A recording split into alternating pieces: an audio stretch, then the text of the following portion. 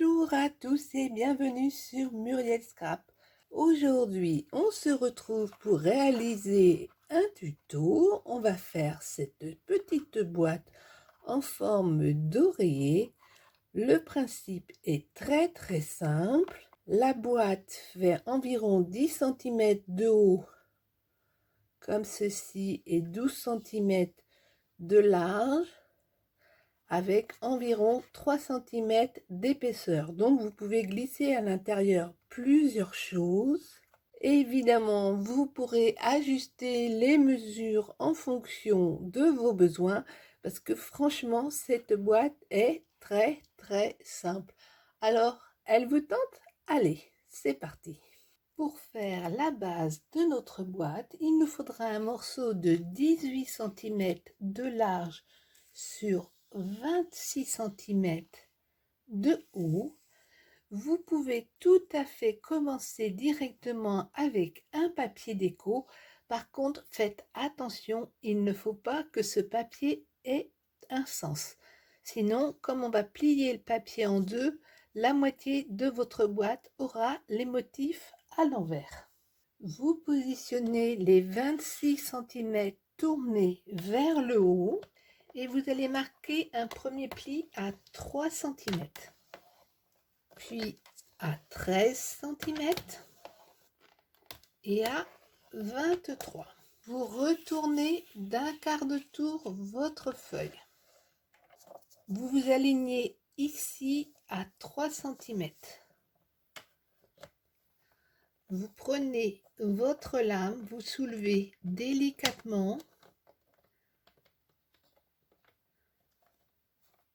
et vous venez aligner les deux petits traits de chaque côté de votre lame sur le pli ici.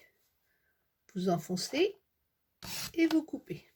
Vous mettez maintenant à 3 cm de l'autre côté, ici. Vous soulevez votre lame de façon à être aligné sur le pli et vous remontez pour couper. Vous retournez complètement votre feuille, vous faites la même chose, vous vous alignez à 3 cm sur la petite règle ici, vous emmenez votre lame au niveau du pli, c'est-à-dire 3 cm, et vous coupez. On pousse de façon à aligner la feuille à 3 cm ici, on emmène la lame à 3 cm et on coupe. Maintenant, avec vos ciseaux, vous faites tomber les carrés comme ceci, comme cela, comme ceci, cela. Donc, logiquement, vous devez obtenir la même chose que moi. Je vous rappelle que, comme d'habitude, vous pouvez télécharger le gabarit sur Facebook, sur Muriel Scrap, le groupe. Je vous mets le lien en barre de description. On va maintenant marquer nos plis en arrondi là. Vous voyez, comme ceci et comme cela. Pour faire nos arrondis, je vous conseille de prendre un rond ou une assiette d'environ 20 cm et un petit pic. On va tout d'abord aligner notre règle sur les bords là des carrés, vous voyez, juste là, et on va se faire un petit repère sur le pli, juste au niveau du pli. On fait la même chose en haut, on s'aligne sur nos deux carrés là et on se fait un petit repère au niveau du pli. On va maintenant prendre notre assiette et on va venir aligner l'assiette juste sur l'angle là. Donc je pousse mon assiette de façon à ce qu'elle arrive sur l'angle et juste sur le repère qu'on vient de faire. Et avec le pic, vous marquez le pli. On fait la même chose de l'autre côté, on aligne notre assiette à l'angle ici et sur le repère là.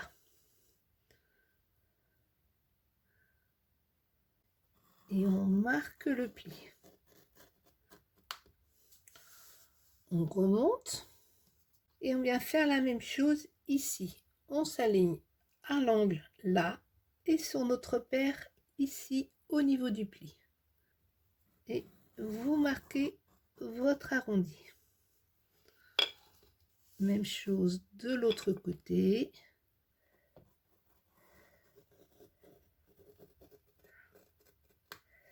Donc on vient de faire les plis arrondis ici, là, là et là. On va maintenant faire les arrondis du bas. Pour ce faire, c'est simple, je prends mon assiette, je fais la même chose, mais cette fois-ci, je m'aligne côté intérieur de l'angle et sur le repère ici. Et vous marquez le pli. On fait la même chose sur l'autre côté. On s'aligne sur notre paire et à l'intérieur de l'angle. Et on marque le pli. Je positionne mon assiette à l'angle ici et sur mon repère là. Et je marque le pli. Même chose là, je pars de mon repère et je viens rejoindre l'angle. Vous voyez, vous avez vos plis comme ceci. Vous allez maintenant couper toute cette partie-là. Voilà, vous obtenez vos deux vagues. Je vous conseille de garder cette partie-là. Elle va peut-être vous être utile pour la déco. Vous faites la même chose de l'autre côté. Vous voyez, vous allez couper la partie avant les plis. On va maintenant plier en deux. Marquez bien le pli du milieu. Si vous voulez faire un trou au centre, c'est le moment. J'ai placé un die au centre de ma petite baguette. J'ai placé un die au centre de ma petite bande ici et je vais placer dans ma Big Shot ou dans la machine à découper Action mon papier comme ceci de façon à ce qu'il coupe les deux épaisseurs en même temps. Il ne reste plus qu'à retirer comme ceci et on retire le deuxième. On va maintenant marquer nos plis comme ceci. L'autre pli dans ce sens-là.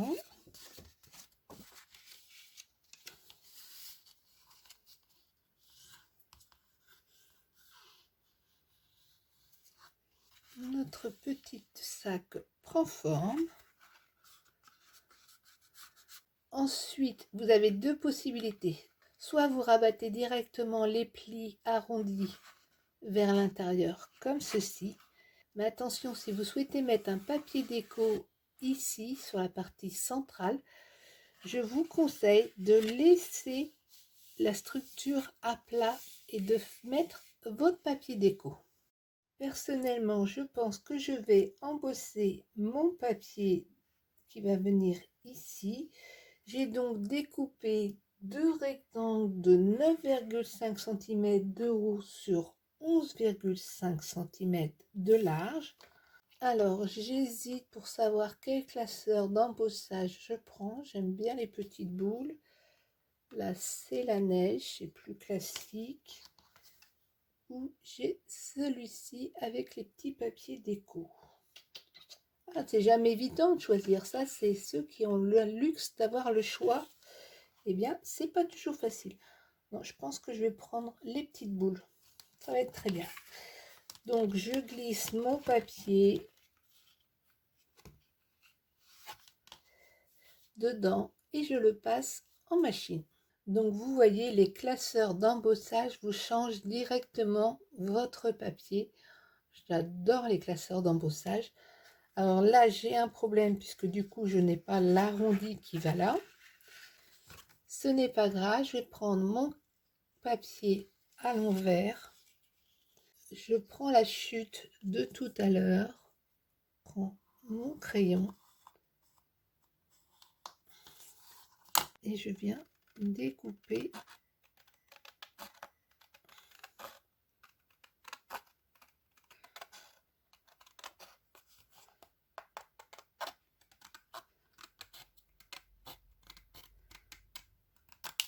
mon arrondi. Et comme ça, il viendra se mettre ici, ça sera très bien. Je retourne et je fais la même chose avec l'autre côté.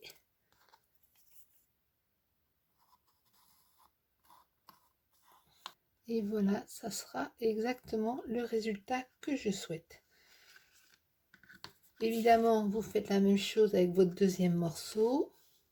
Je vais mettre en valeur les reliefs avec un stylo or Paint Medium type Mercure de la marque Jixim, qui est très bien.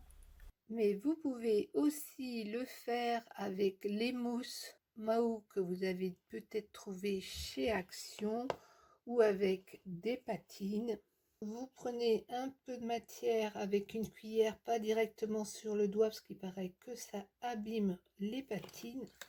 Vous venez tout simplement passer délicatement sur les motifs. Ça peut rendre des rendus plutôt sympas. À vous de vous amuser. Une fois que vous avez collé votre papier déco, le cas échéant, vous donnez une forme légèrement arrondie.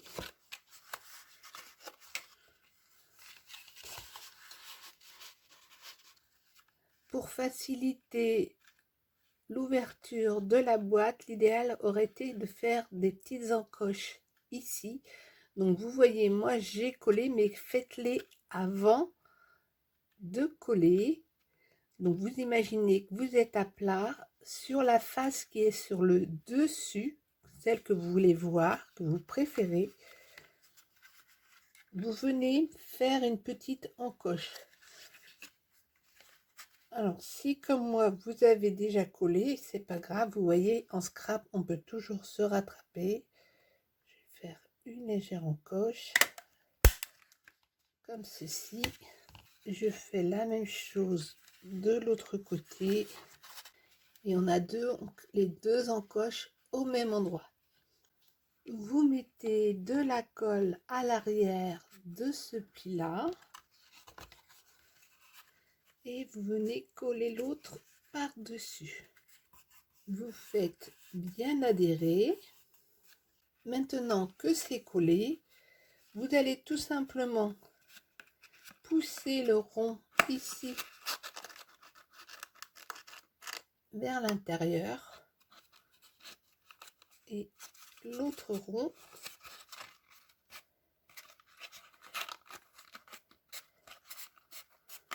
par-dessus. On fait la même chose de l'autre côté. On pousse d'abord celui-ci vers l'intérieur et ensuite celui-ci. On remarque bien les plis pour que ce soit plus joli. Même chose de l'autre côté. Voilà, votre petite boîte est prête. Il ne reste plus qu'à la décorer. Je vais travailler mes angles avec une perfo. Comme ça sera plus sympa.